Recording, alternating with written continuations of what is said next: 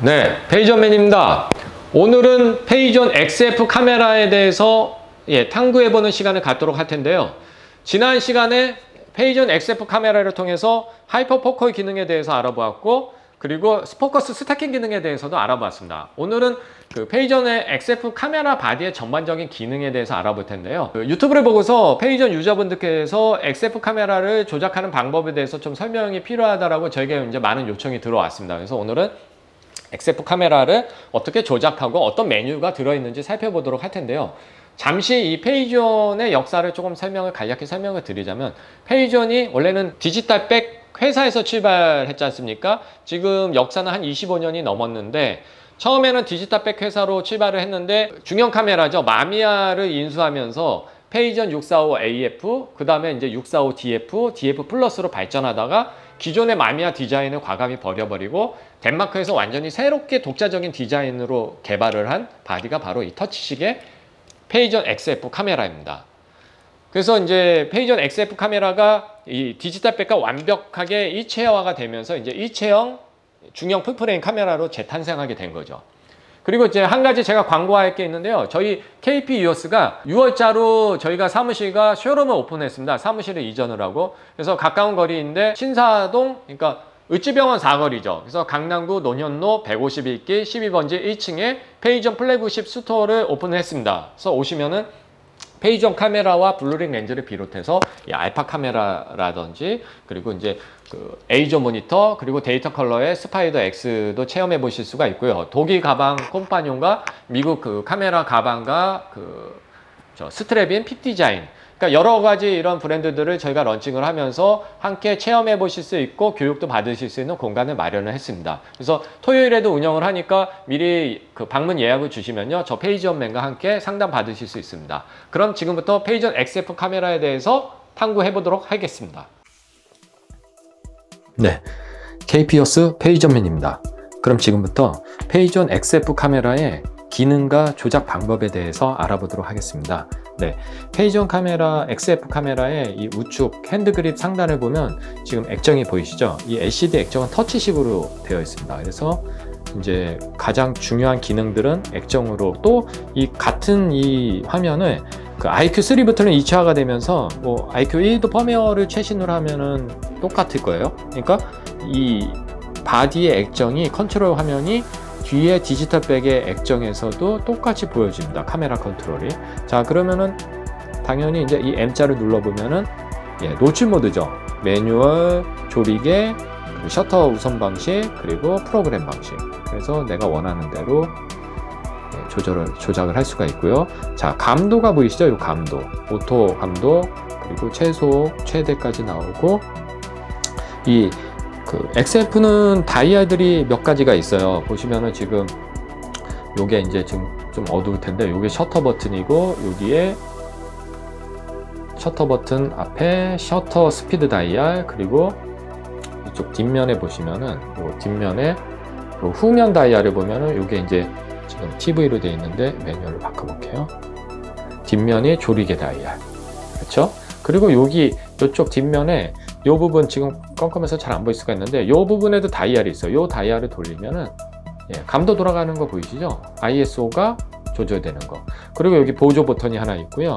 요 버튼은 전원 버튼입니다. 지금 보조 버튼은 지금 안 보이는데 제가 지금 조명을 좀 켜볼게요. 여러분들께서도 보이시게. 자, 여기 보시면 여기 보이시죠? 여기 요 부분이 보조 버튼, 요 부분이 아까 ISO 다이얼, 그리고 여기가 조리개 다이얼, 이렇게 되어 있습니다. 조명을 끄겠습니다. 그래서 자, 보통은 기본적으로 이 뒤에 다이얼을 통해서 화면을 작게, 뒤에 다이얼을 통해서 이제 조리개 조절하고, 앞 다이얼을 통해서 셔터 스피드를 이렇게 조절할 수가 있죠.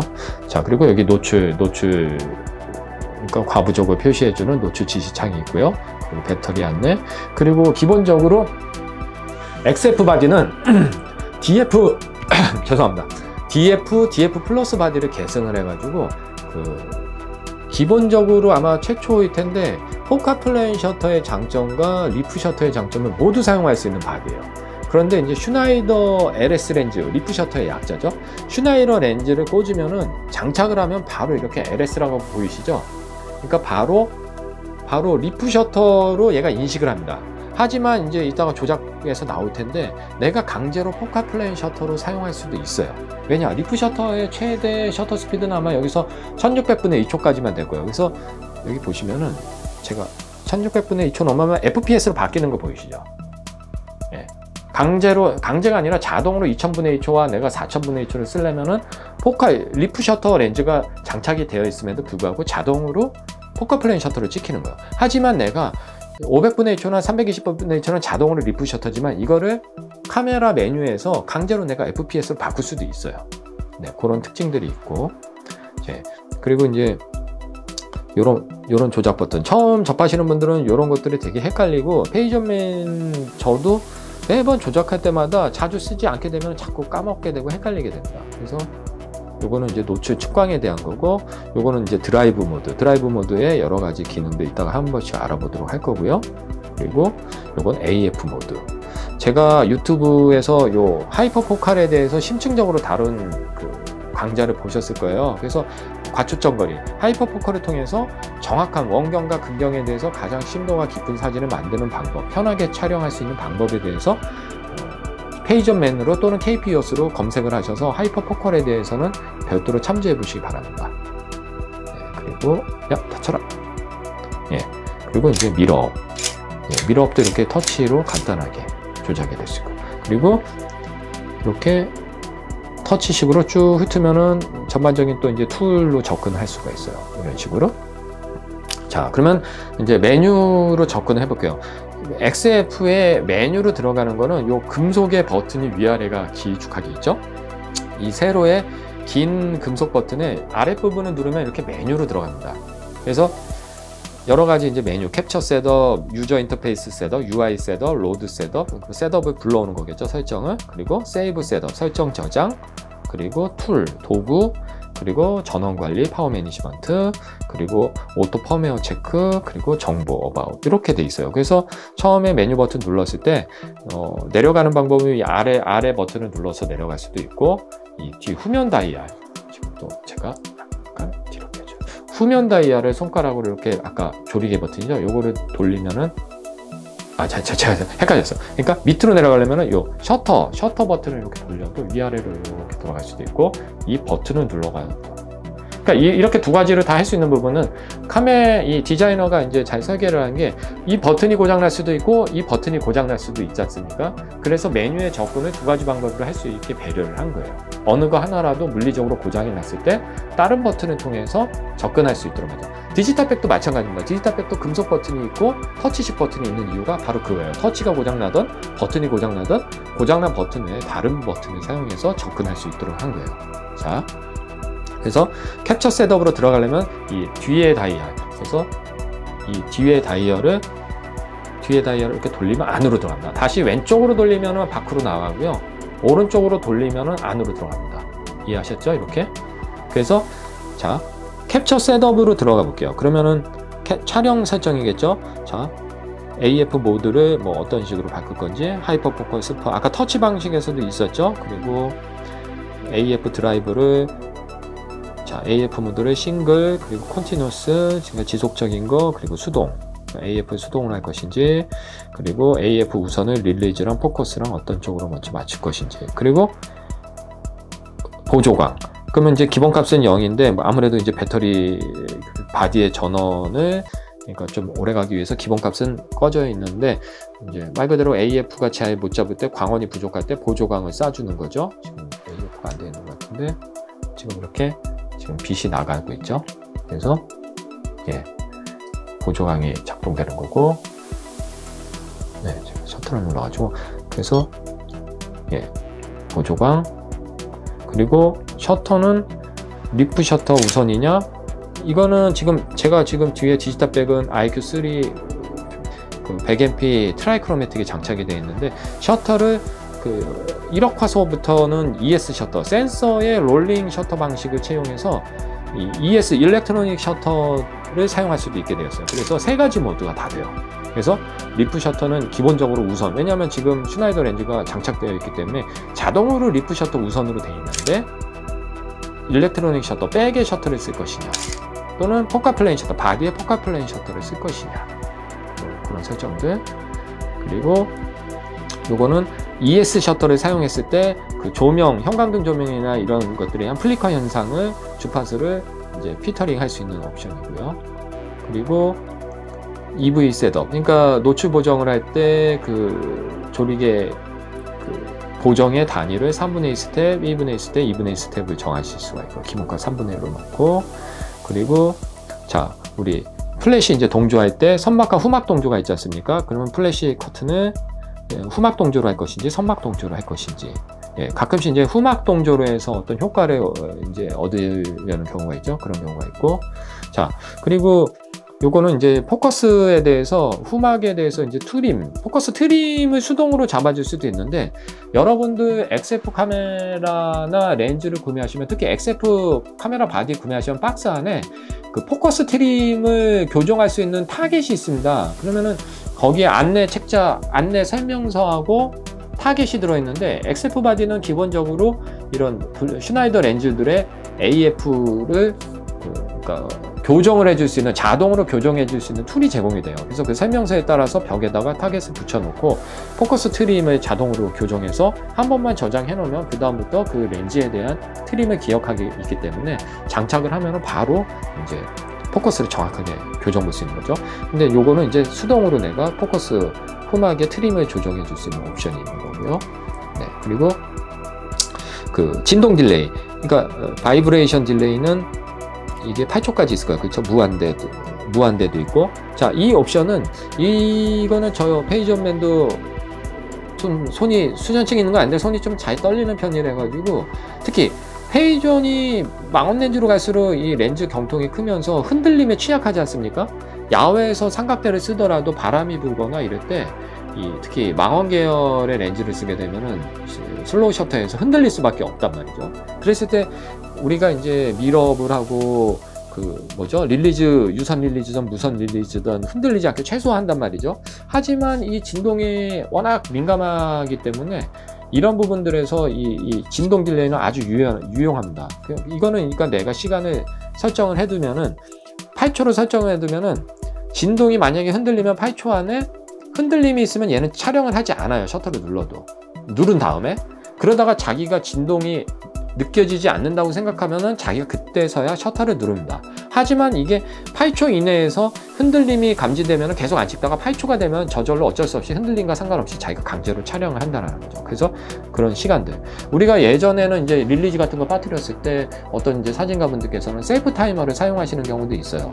왜냐, 사람의 그런 손으로 직접적인 흔들림을 막기 위해서인데 그거랑은 별개의 문제입니다. 이거는 이 디지털백 자체의 그 지진계가 작동을 해가지고 진동을 감지를 하는 센서가 있기 때문에 그 센서에 의해서 감지되는 것을 막아주는 거죠.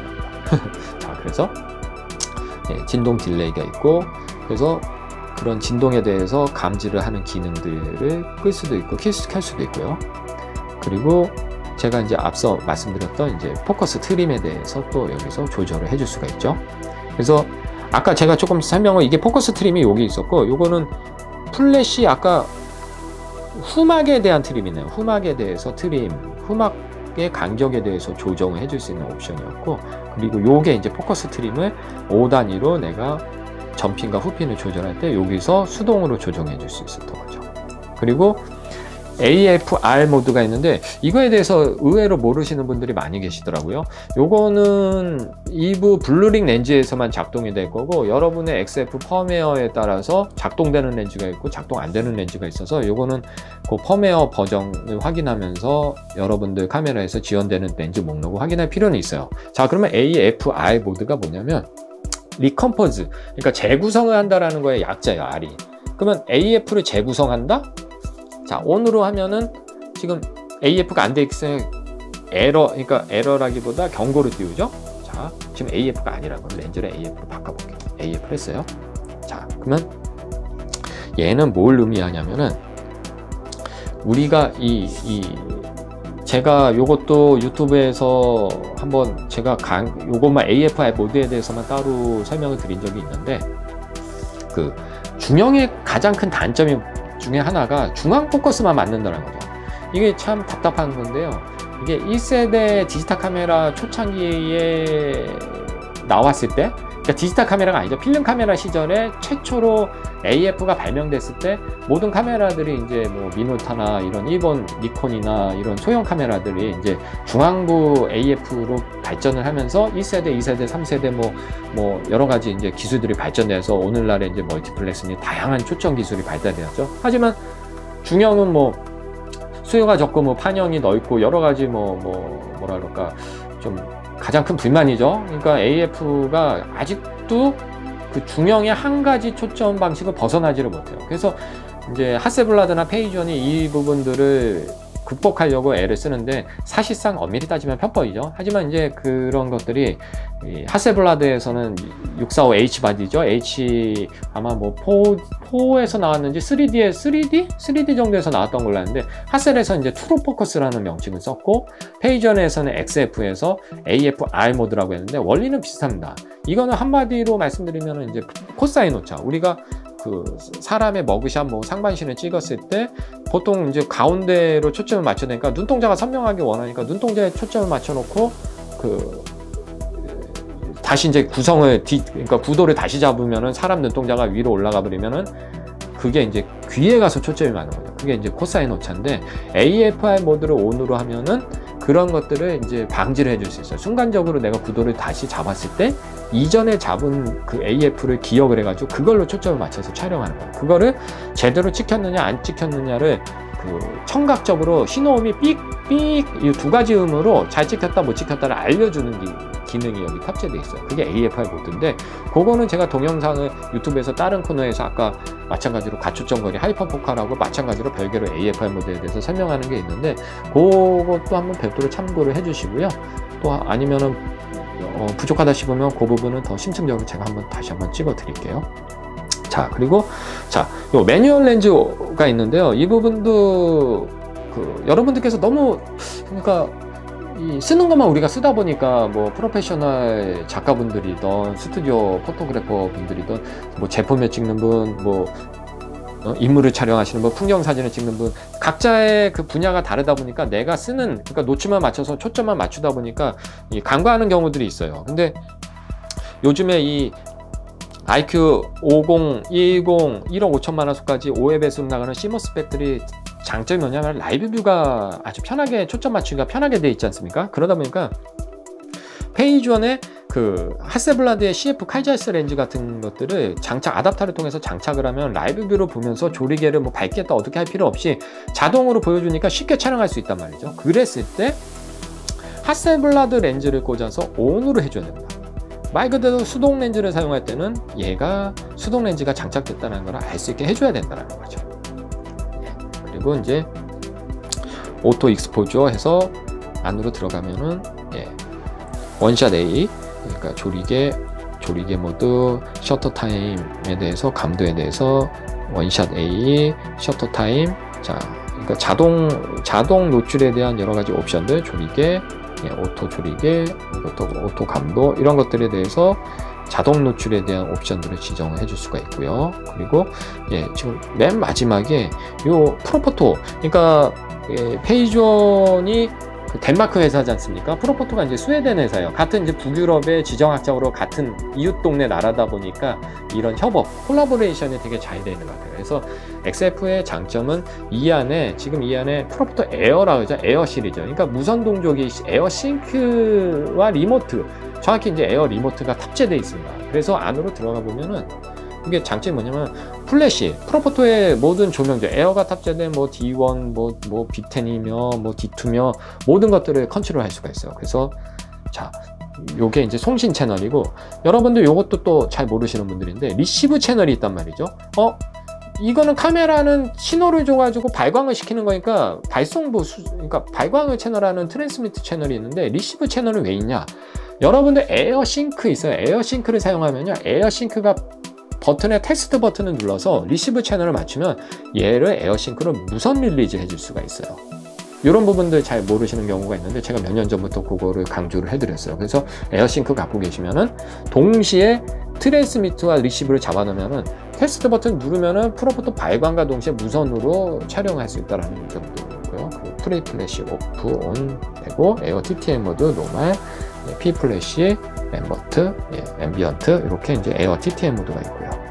자, 이렇게 프로포터 조명까지 제어할 수 있는 게 지금 캡처 촬영 설정 하나에 좀 제가 좀 너무 오랫동안 설명을 했는데요. 촬영 설정에 대해서 들어온 거고요. 그 다음 두 번째 메뉴로 들어가면 유저 인터페이스 셋업. 자, 이 부분은 이제 간단히 설명드릴게요. 컨트롤 셋업 안에 들어가면은 반 셔터를 누르면은 AFR 모드로 할 건지 아무것도 안 쓸 건지 오토포커스를 쓸 것인지 우리 이 반 셔터 눌렀을 때 옵션을 정해주는 겁니다. 그래서 반 셔터를 눌렀을 때, 그리고 후면에 대해서 라이브 뷰를 할 건지 조리개 잠금 장치를 쓸 것인지 그러니까 오토포커스를 쓸 것인지 이 후면 버튼, 이 버튼에 대해서 어떻게 할 것인지, 그리고 스톱 버튼, 미러업, 그러니까 앞에 프론트 다이얼에 대해서, 그리고 뭐가 많아요. 세컨드 셔터는 셔터를 쓸 것인지, 스톱 다운, 미러업을 쓸 것인지에 대한 옵션이고, 그리고 외부에 대해서 익스터널 외부 버튼에 대해서 오토 포커스, 라이브 뷰, A의 토글, 원샷 A. 그리고 메뉴 버튼은 업다운이지 않습니까? 업다운으로 쓸 것인지 인아웃으로 쓸 것인지 그런 옵션들이죠. 요거는 뭐 저도 일일이 다 해보진 않아서 기본값만 쓰다 보니까 요거는 하나씩 바꿔가면서 체크를 해봐야 될 것 같아요. 솔직히 저도 뭐가 뭔지 익스터널 외부 버튼이 뭘 의미하는지 저도 좀 탐구를 해봐야 될 것 같은데 어쨌거나 다양한 버튼들, 이 모든 컨트롤 설정이 얘부터 요것들을 하나하나 이 버튼들에 대해서 사용자 정의를 내리라는 옵션이겠죠. 그리고 이제 두 번째 레이아웃은 이거의 레이아웃을 클래식과 웨스트 레벨을 쓰면은 이제 웨스트 레벨 파인더를 쓸 때 굳이 자세한 거라 보여주지 않기 때문에 필요가 없기 때문에 여기서 웨스트 레벨 파인더 안에서 이제 포커스가 맞았거나 조리개나 이런 것들을 이제 확인할 수가 있는 거죠. 지금 AFM 지금 모두 설정이 안 됐다고. 그래서 심플 모드로 하면은 마찬가지로 바뀌고, 클래식 모드가 지금 이게 클래식 모드고, 그리고 스크린을 이렇게 반대로 어떤 경우를 위해서 180도 돌리도록 되어 있네요. 그리고 아이콘은 팝업 메뉴를 드라이브를 미터링, 이게 순서 아이콘에 대한 순서를 정해주는 것 같아요.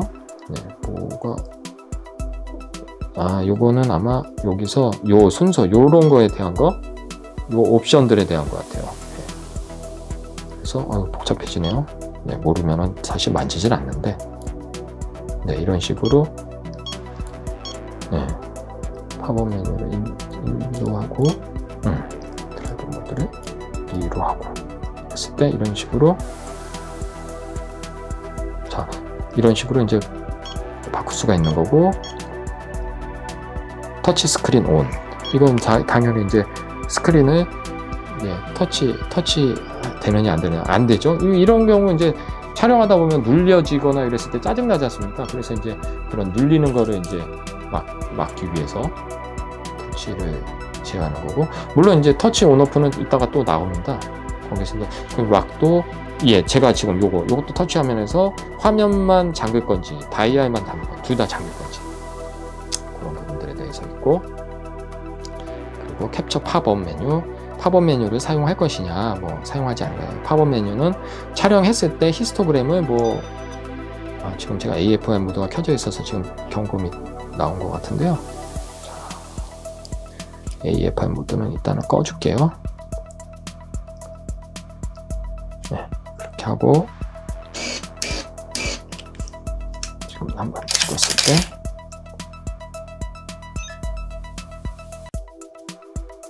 지금 팝업 메뉴 히스토그램이 뜨게 제가 아까 옵션을 한 거예요.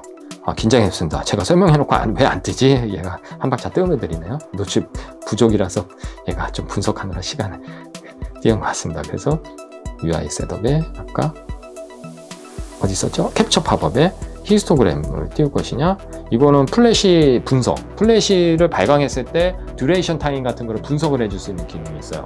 요거는 이제 특정한 아주 전문가들의 영역에서 스튜디오 조명 같은 걸 사용해서 특정의 순간의 움직임을 포착할 때 플래시의 아주 미묘한 그런 발광을 분석을 할 때 유용한 기능이거든요. 그리고 바이브레이션 데이터, 그리고 뭐 기능이 없다, 이런 바이브레이션 데이터는 뭘까 한번 찍어볼까요? 예, 지금 이게 진동에 대해서 또 보여주네요. 그리고 아마도 플래시는 지금 발광을 안 했기 때문에 네, 빛의 발광이 순간적으로 팍 치는 그런 부분들이 없죠.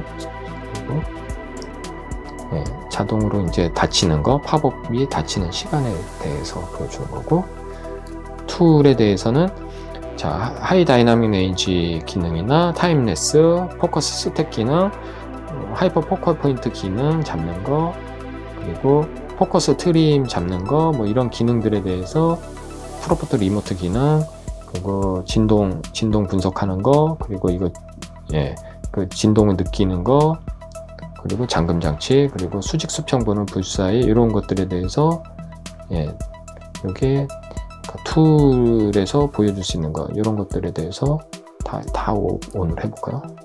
예.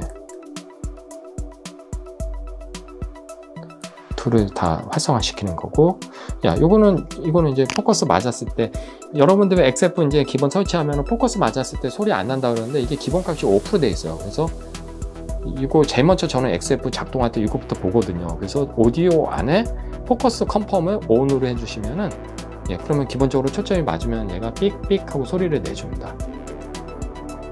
그리고 액정의 밝기, 예, 그리고 자동 밝기, 주변 광에 따라서 자동으로 밝기 조절해 주는 거고, 여기까지네요. 자, 그래서 UI 셋업에 대해서는 이렇게 돼 있고요. 자, 그리고 설정 불러오기. 지금 이 부분 잘 보세요. 제가 막 이런 거 저런 거 만지다가 헷갈리면요, 제가 예전에 그 XF 그 유튜브에서 한번 팁으로 말씀드린 게 있는데, 여러분도 XF 카메라가 뭐 꼬이거나 에러가 나는 경우들이 간혹가다 있어요. 요즘에는 많이 안정화되는데 예전에 펌웨어가 좀 그 버그가 있었을 때 꼬이면은 제가 욜로 들어와서 리스토어 투 디포트 기본으로 다시 복원을 하는 거죠.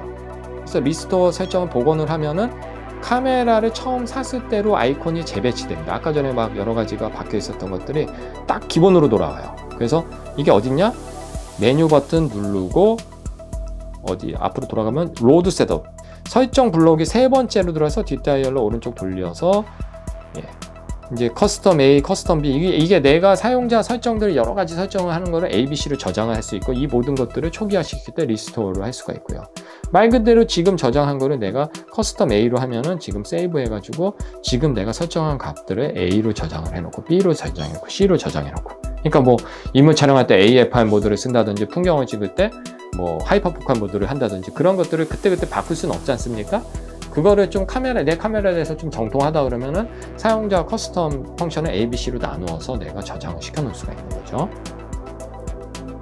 그리고 아까 말씀드렸던 이제 툴에 대해서 자, HDR 기능들, 다이나믹 렌즈에서 말 그대로 이제 풍부한 노출을 하기 위해서 우리가 노출 브라켓팅 하지 않습니까? 그런 노출 브라켓팅에 그 노출의 과부족에 대해서 적정 노출에서 플러스 마이너스 몇 단계로 할 것인지, 그리고 몇 컷을 찍을 건지 요래 놓고서 가운데 요 버튼 있지 않습니까? 제 손가락으로 요걸로 눌러주면은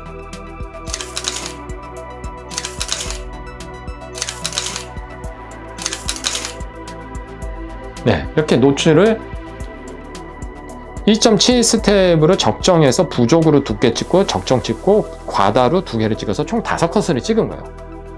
네, 그래서 네, 여러분께서 풍부한 노출로 노출 브라켓팅 하실 때 HDR 놓고, 타임레스는 네, 자 간격을 몇 초 단위로 몇 장을, 자 제가 뭐 이게 아마 쭉쭉 무한대로 찍을 건지 100장 컷수겠죠. 한 5장 해보고, 시간은 5초로 하고, 요거는 2.2초? 2초로 해서 요것도, 자, 여기 항상 여러분 명심하세요. 아이고. 여기 요 조리개 마크 있지 않습니까? 요게 뭐냐면은 포커스 스택 할 때도 제가 강의를 할 때 그런 말씀을 드리는데, 여러분 요 버튼 있죠? 요건 누르라는 거예요. 요게 셔터라는 거예요. 이 셔터를 누르지 마세요. 이거 누르면 사라져요. 반 셔터 누르면. 그래서 다시 말씀드린 타임랩스 촬영할 때 요 버튼을 누르면, 자 5초, 자 5초,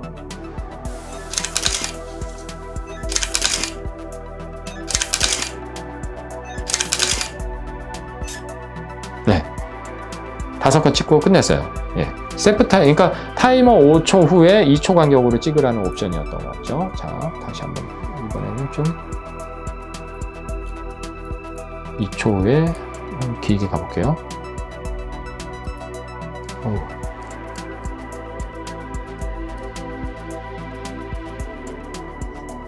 2초 후에,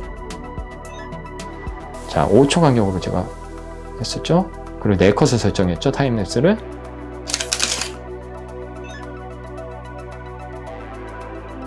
세 컷째 찍었고,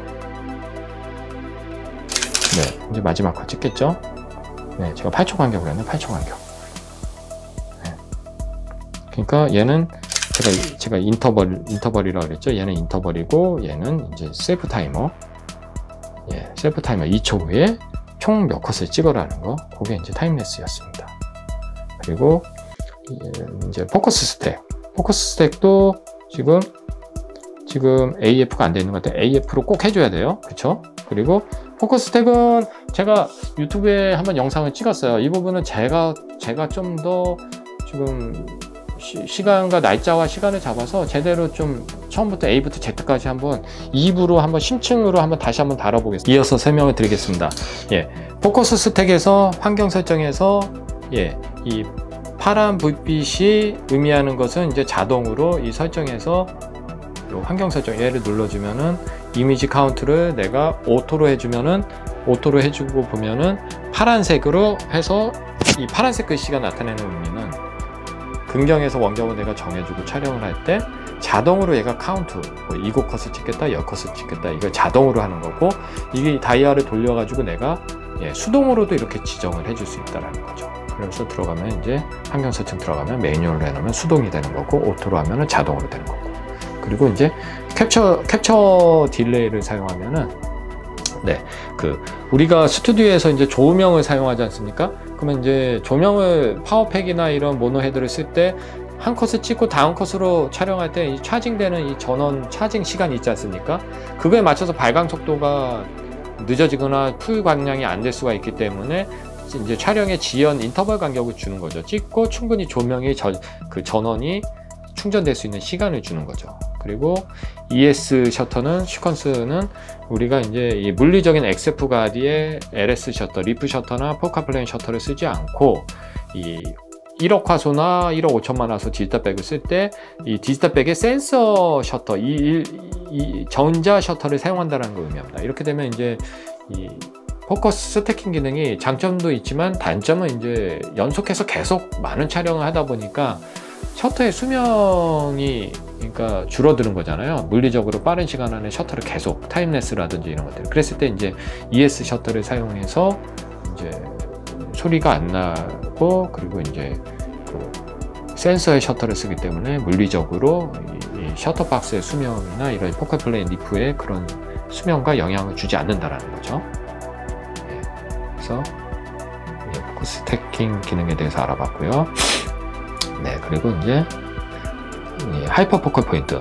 예, 하이퍼 포컬 포인트 기능은 제가 이제 유튜브에서 한번 강의를 심층 분석을 어떻게 사용을 하고 실질적으로 실전 예제로 제가 찍어보면서 여러분께 이제 설명해드린 강좌가 있어요.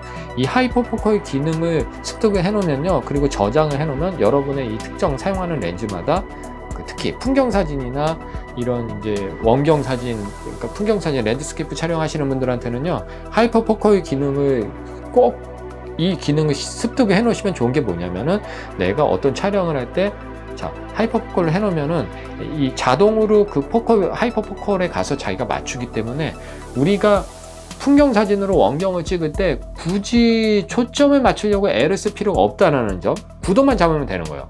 이미 나는 어느 지점에 정확히 초점을 맞춰서 근경과 원경이, 그러니까 근경부터 무한대까지 샤프하게 맞는 범위를 이미 기록을 해놨기 때문에, 저장을 시켜놨기 때문에 하이퍼포컬 기능을 놓고서 찍으면 구도만 잡고 바로 촬영에 돌입하면 된다는 거죠.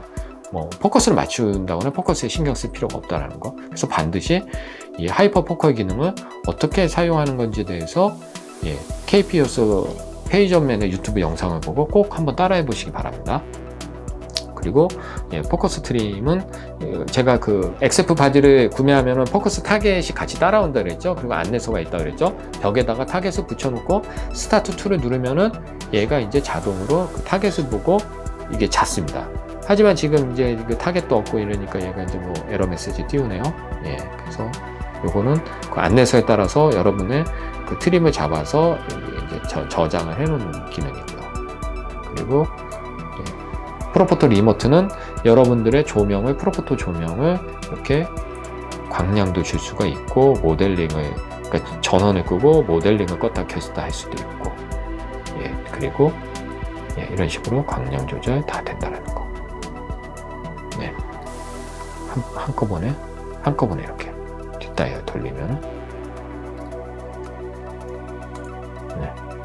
그리고 이 버튼 누르면 테스트 발광을 할 수 있고, 프로포토 리모트 컨트롤을 할 수 있다는 거. 그리고 이거는 아까 전에 사진이 발광하는 시점에서 이제 플래시의 듀레이션 타임과, 그러니까 듀레이션 타임 발광의 그 광량의 흔적을 분석을 해볼 수가 있어요. 그래서 그 발광 타이밍이나 이런 거에 따라서 이제 순간을 잡을 때 유용하게 이제 스튜디오 플래시 사용할 때 플래시 분석 기술을 쓰면은 타이밍 잡는 데 있어서 도움이 될 겁니다. 그리고